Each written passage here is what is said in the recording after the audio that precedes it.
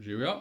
Naslednja zanimivost iz narave je tak grmiček, ki je že sam po sebi uštiman, a ni treba niti kaj dosti delati. Se pravi, tu je hrastova ježasta šiškarica. Tu je sicer bolezen na hrastu, v našem primeru nam bo tu nudilo, bo tu en lep grmiček ratal. Se pravi, imamo malo različne oblikovane, vse so običajno okrogle, imajo že take veje bolj trnaste in z njimi ni treba kaj posebej dosti delati. Se pravi, jih samo ali jih, tukaj sem jih jaz porezal, da sem naredil špik, toliko, da se bojo lepo zapičile v, se pravi, v našo podlago.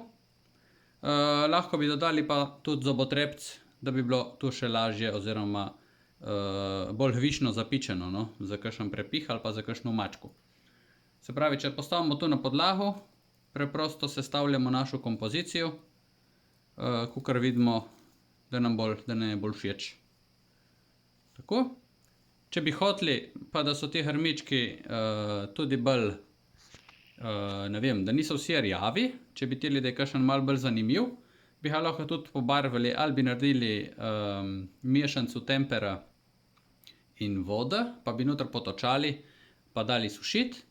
Lahko bi pa tudi vse preprosto prešpricali s takimi različnimi spreji. Se pravi, tu so akrilni spreji, to je recimo več različnih zelenih poznamo. Pač malo z vsakim, pa bi ratalo isti princip, kakor če bi pobarvali s tempercami. Če se nam všeč bolj naravne barve, pa pustimo tako, ko je, ko v naravi je tudi dosti rjava oziroma dosti grmov zdaj v tem času sploh, bolj suhih oziroma rjavih. Tako, se vidimo v naslednjem posnetku.